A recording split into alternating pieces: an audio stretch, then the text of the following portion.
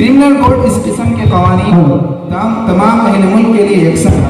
इसमें किसी नौइयत की तफरीक, नस्ल और मजहब की बुनियाद पर अज़रुए दस्तूर नहीं की गई। सिविल कोड के दायरे में वो कोड आते हैं जिनका ताल्लुक माशरती, तमद्दुनी और मामलती मसले से है। इस किस्म के बेशतर कवानीन भी तमाम अहल मुल्क के लिए यकसा हैं। अलबत्ता इस किस्म का एक हिस्सा जिसे परसनल्ला कहते हैं, मुल्क की बाज़ अक़लियतों को जिनमें मुसलमान भी हैं उनके मज़ाहिब के लिहाज से कुछ खुसूसी शोबों में अलग मजहबी कवानीन पर अमल करने का इख्तियार दिया गया है। इसी को परसनल्ला की आज़ादी का नाम दिया जाता है।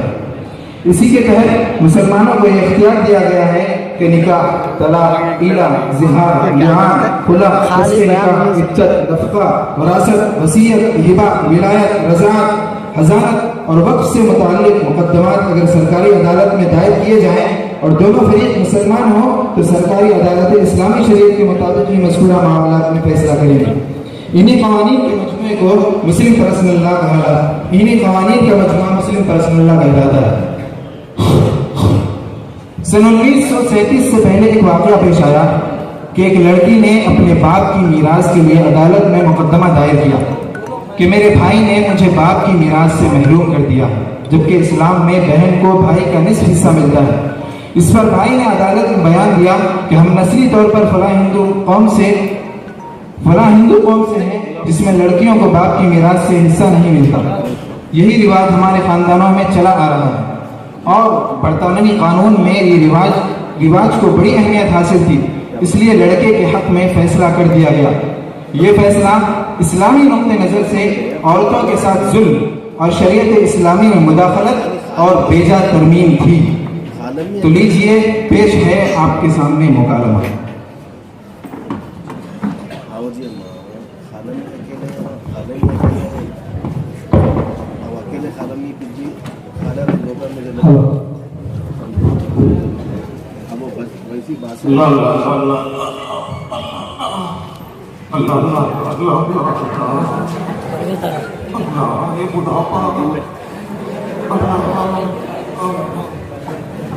क्या कर रहे हो भाई? अब्बा के लिए ठहराव ना मारो, नमाज पढ़ना है, अब्बा लेके जाना है। तो शादी कब कर रहे हैं? शादी तो जबरदस्त धूमधाम से करना है।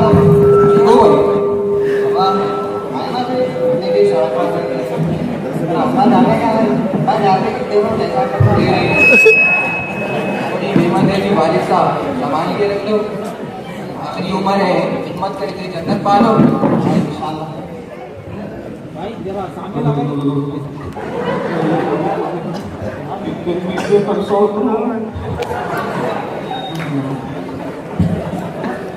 अरे बार बीच में आ रहे, क्या टकला भी आ रहा है।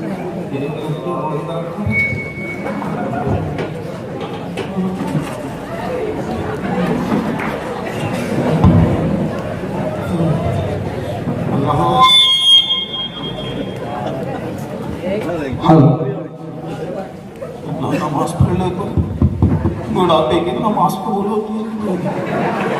क्या लगे तो नहीं, जब मैंने कहा गई थी क्या नहीं।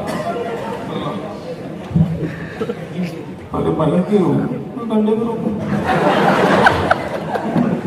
अरे तू पहले उसमें डंडे को रख रही।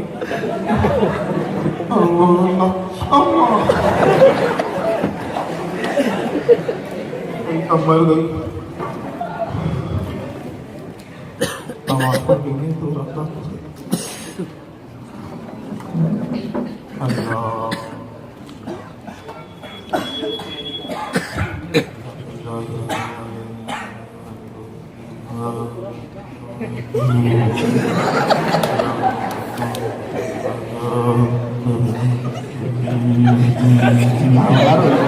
पढ़ा नमाज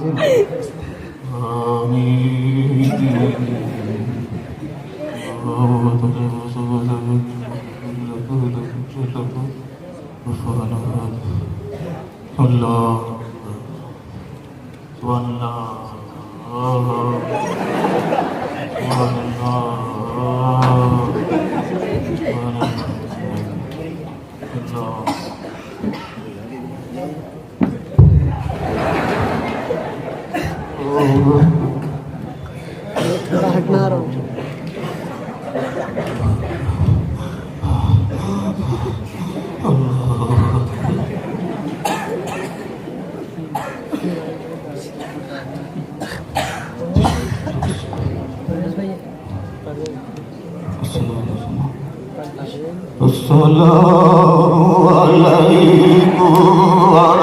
warahmatullah.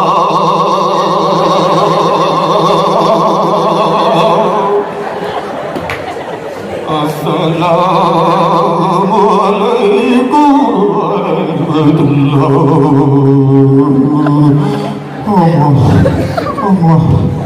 Allah, jangan dikali-kali itu.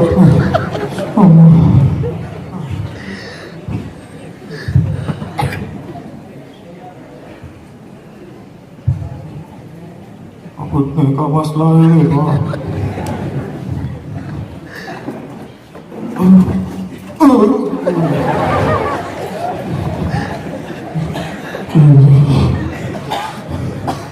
संभाल कर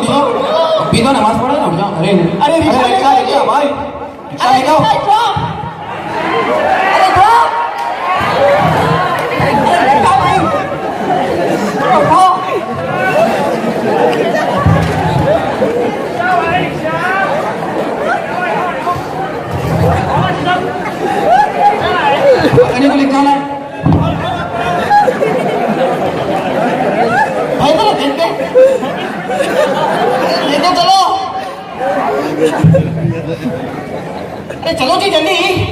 अरे भाई तुम्हारे अब्बा को ले जाने से अच्छा दवाखाने को ले जाने से अच्छा घर को लेके जाओ। अरे कहीं को जी?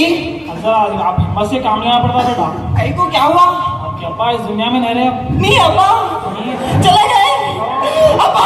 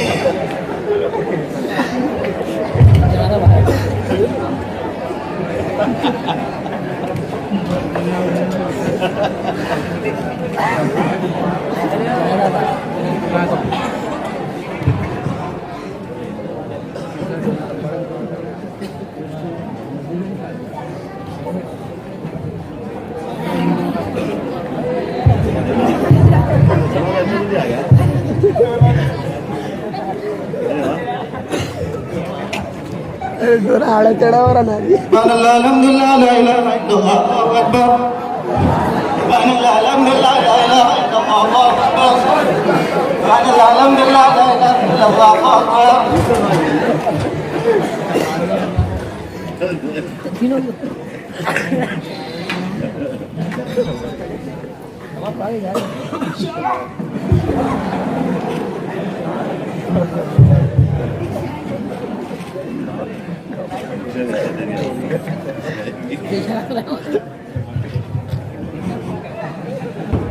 चल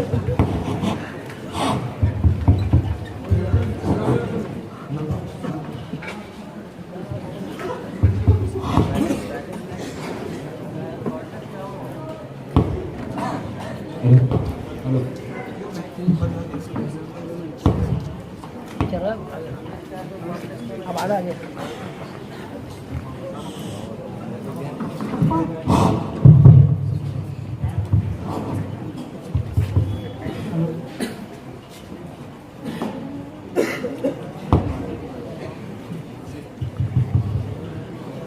पापा, जब से हमारे बाबा मर गए उसके बाद से खाना पीना पूरा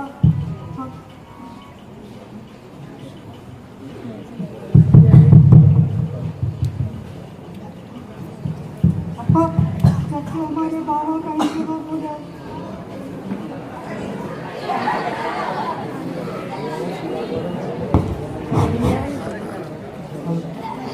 पापा, जब से हमारे बाबा का इंतकाल हो गया उसके बाद से घर में राशन सब खत्म हो गया।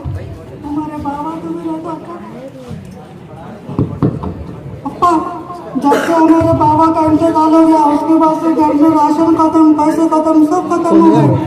बाबा तो मेरे तो हमारे बच्चों में देख लेते थे, अच्छा रहते थे हम सुकून से। बाबा बनने के बाद सब खत्म हो गया, मेरी जिंदगी अधूरी हो गई। मेरे को मेरे शोर के अवसर मिले, घर में खाते सोते, कुछ काम ही न करते, या औलादों को बिल्कुल जला जला के खा गए। ये जिंदगी में जीने से अच्छा मर जाने से अच्छा है।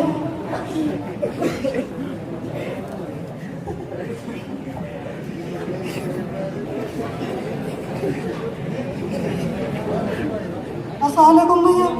वालेकुम सलाम रेशमा।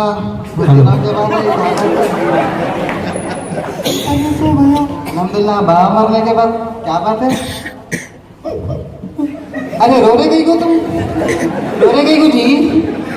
भैया लेकिन पैसे खत्म हो गए, पैसा नहीं मिला था। पैसे खत्म हो गए? तुम्हारे जहेज में तुम्हारे को दे दिए ना वो इस सब अभी कहाँ से ला के देना तुम्हारे को? भैया मेरे को पैसों की जरूरत है, मुझे पैसे दो भैया। अरे ये तुम्हारे शौहर है ना, उनको कमा के लाओ। वो लोग यहाँ पे गई कोई मांगने? भैया मैं तुमसे भीख नहीं मांग रही हूँ, इस्लाम में बनाते हुए मांग रही हूँ। मेरा मीरास का मेरे को दे दो। कहीं का मीरास? कौन सा इस्लाम? कहीं के बात कर रही थी? अपने बाप दादा दिए भैया? अपने बाप दादा दिए किसी को? नहीं दिए। फिर तुम्हारे को कोई को देना? चलो निकलो इधर से। भैया ये तो इस्लाम के खिलाफ है, कानून के भी खिलाफ है। देखो रेशमा, मेरे को इस्लाम कानून ये बातें रखो सीखो। अब घोरों की हुकूमत चल रही है। भैया हम लोग को कुछ भी नहीं मालूम, मेरा हिस्सा मेरे को दे दो। नहीं देते। अब इस्लाम की हुकूमत रहती तो तुम्हारे को कुछ तो भी मिलता था। अब अगर तुम हुकूमत के पास गए भी ना, मेरे हक में फैसला होता, समझे ना? भैया हम पे पुलिस स्टेशन जाके एफआईआर लगा के हमारी जिंदगी तकले लगाती हूँ। जाओ जी, किसके पास जाते हो? घोड़ा अफकत में आते खाली भी नहीं। बदला दूँ तुम्हारा? जो बोला ना, दिमाग खराब न करो।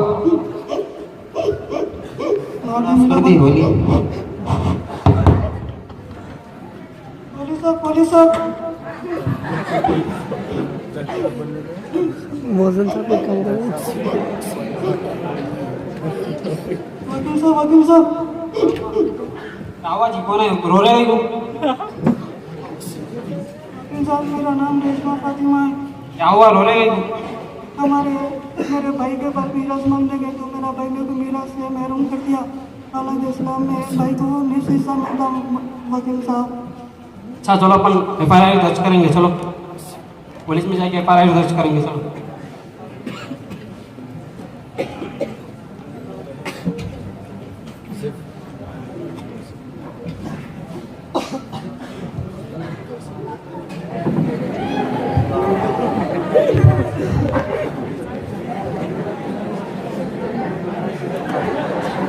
ये रेशमा के घर में उनके वालिद साहब का इंतकाल हो चुका है और उनके भाई ने उनको मीरास से महरूम रखा है। हमारे पास एफआईआर दर्ज कराने के लिए आए हैं।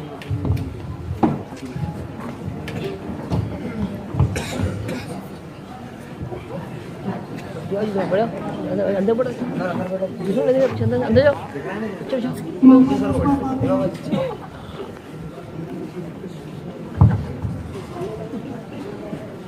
मोहम्मद क्या है चीज क्या? 2500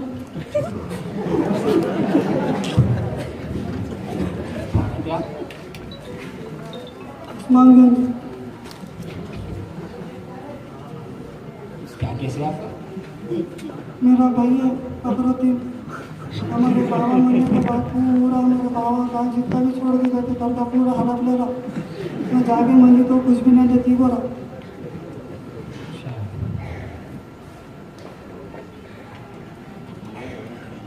ठीक है, एफआईआर तो दर्ज हो चुका है, अब आपको अदालत में जाना पड़ेगा। ठीक है।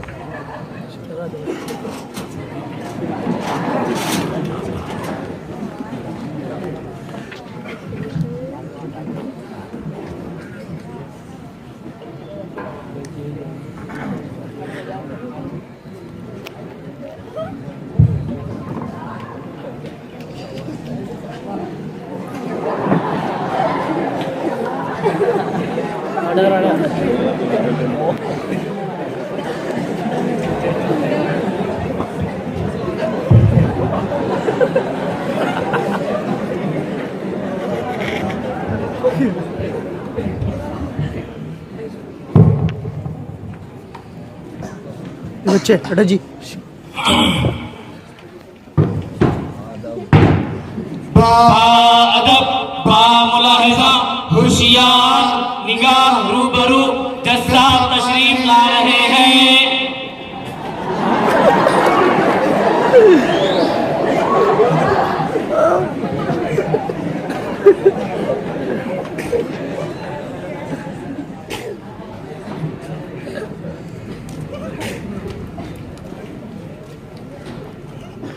Sit down.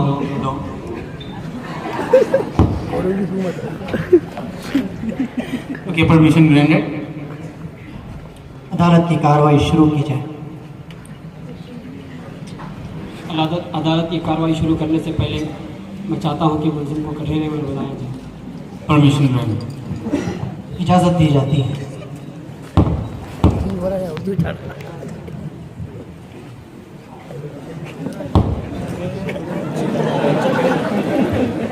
मैं आपसे चंद सवाल करना चाहता हूँ। आपका नाम क्या है? क्या आपके वालिद साहब का इंतकाल हो चुका है? तो फिर आपने अपनी बहन को मीरास का हक दे दिया? जज साहब, अभी आपने सुन लिया कि मेरी मुवक्किला को उसके भाई ने अपनी बहन अपनी मीरास में से महरूम रखा है। हालांकि इस घराने का ताल्लुक मुस्लिम ख़ानदान से है और मज़हब इस्लाम में हर बहन को भाई का आधा हिस्सा दिया जाता है और मेरी मुवक्किला पर सरासर जुल्म किया गया। इसलिए मैं अदालत से गुजारिश करता हूँ कि वो मेरी मुवक्किला पूरा उसका हक दिलाए। Objection your honour.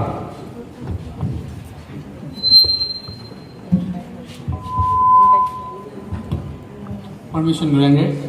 मैं अपनी बात शुरू करने से पहले मैं मोहतरमा से चंद सवालात करना चाहता हूँ। इजाज़त दी जाती है।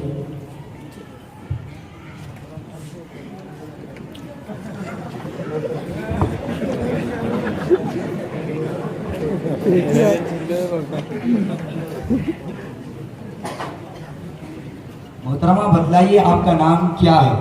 मेरा नाम रेशमा फातिमा। देखिए घबराइए मत, अपना पूरा नाम बतलाइए। मेरा नाम मोहम्मद रेशमा फातिमा है। अच्छा बतलाइए, क्या आप पहले ही से मुसलमान थे? Please note this point. जज साहब, मोहतरमा की ज़बान ये बात आपके सामने आ चुकी है कि ये पहले ही से इस्लाम घराने से ताल्लुक नहीं रखती थी।